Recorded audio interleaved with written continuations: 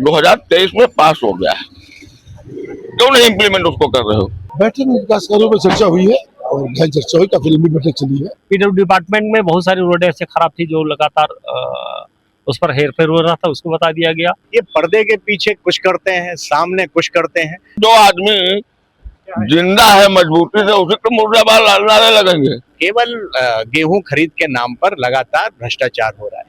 दिशा की बैठक से कारागार राज्य मंत्री निकल चुके हैं। सुरेश राही जी, क्या बैठक हुई है? बैठक में विकास कार्यों पर चर्चा हुई है और गहन चर्चा हुई, काफी लंबी बैठक चली है। सपा कांग्रेस जो विरोध प्रदर्शन कर रहे थे उसका बिल को लेकर आपकी पार्टी समर्थन में उतरी थी, तो हम लोग तो हमेशा समर्थन में रहे, महिलाओं के हित में समर्थन में हमेशा रहे।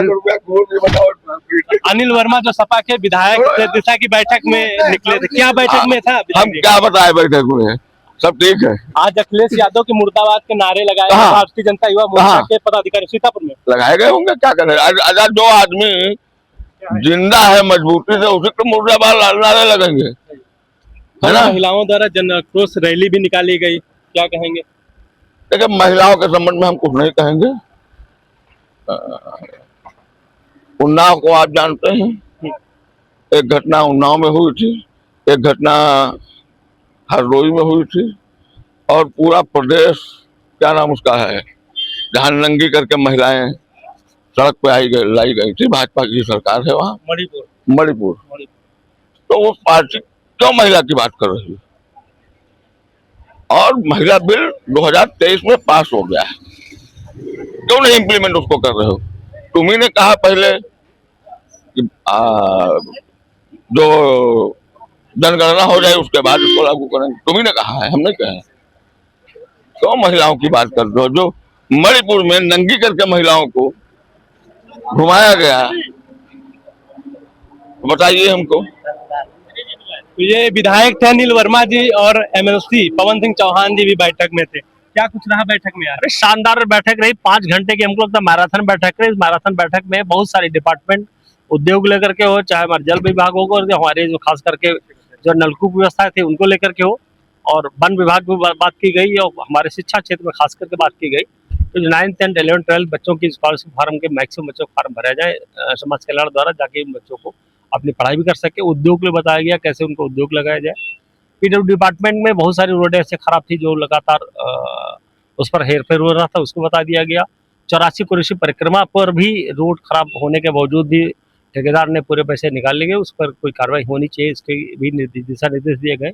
इसी तरह हमारे जो खाद्य था, कृषि था, गन्ना पर, सब पर अलग अलग विभाग पर बड़ी विस्तृत बातचीत हुई, और जो दिशा निर्देश दिए गए हैं अधिकारियों ने पूरा आश्वस्त किया है कि सर अगली दिशा बैठक में आपको जो भी यहाँ पर हमको दिशा निर्देश देंगे उस पूर्णतः पालन करके हम आपको केंद्रों पर अभी खरीद नहीं हो रही। हाँ, कल से शुरुआत हो गई है, इस पर बड़ी चर्चा हुई हमारी। मैंने भी इस बात किया कि कितने बोरे लिए, क्या आपका लक्ष्य है, तो उस लक्ष्य के सापेक्ष में आपने कितने गेहूँ खरीदा है, उसके लिए कल से खरीदना शुरू किया। बता दिया कि सर हम लक्ष्य के प्राप्त करेंगे। निश्चित तौर से 2 लाख बोरे आ चुके हैं, 2 लाख बोरे पाइपलाइन में है और अब आगे आने वाले हैं। मैं एमएलसी पवन सिंह चौहान थे जो दिशा बैठक से निकल कर जा रहे हैं। आपको बता दें करीब 4 घंटे तक यह बैठक चली है, और यहाँ पर सपा बीजेपी के सांसद विधायक भी मौजूद थे। हम अभी सांसद से बात करेंगे कि क्या कुछ बैठक में रहा। अब भारतीय जनता पार्टी के लोगों का जो चरित्र है वो दोहरा चरित्र है। ये पर्दे के पीछे कुछ करते हैं, सामने कुछ करते हैं, इसलिए हर चीज इनका दो है। सामने कोई और चेहरा है, पीछे कोई इनका और चेहरा है, इसलिए ये क्या कहें इनके बारे में। ये कहते कुछ है, करते कुछ है। निश्चित रूप से ये गंभीर मामला है, और इस तरीके से जब आप दूसरे पे सवाल उठाते हो, उंगली उठाते हो, तो आपकी तरफ भी 4 उंगली उठती हैं। भारतीय जनता पार्टी को अपने गिरेबा में झांकना चाहिए, और जो उनका चाल चरित्र और चिंतन की जो बात करते हैं वो निश्चित रूप से छलावा है। संसद जी, अभी गेहूं क्रय केंद्रों पर खरीदारी नहीं शुरू हुई, क्या कहेंगे? नहीं, गेहूं क्रय केंद्र में बताया तो अभी अंदर, अभी कहा कि पता नहीं कितने हजार मेट्रिक टन खरीद लिए और कल से शुरू हुई गेहूं की खरीद, जबकि सेंटर में कहीं कोई गेहूं खरीदा नहीं जा रहा है। पहले बोरों की अनुपलब्धता बता रहे थे, अभी भी किसान परेशान है, दलाल गेहूं खरीद रहे हैं, और ये तो कह रहे हैं सेंटर पे इतना इतना खरीद गया, जबकि कहीं कोई रखने की जगह नहीं है सेंटर पर। केवल गेहूं खरीद के नाम पर लगातार भ्रष्टाचार हो रहा है।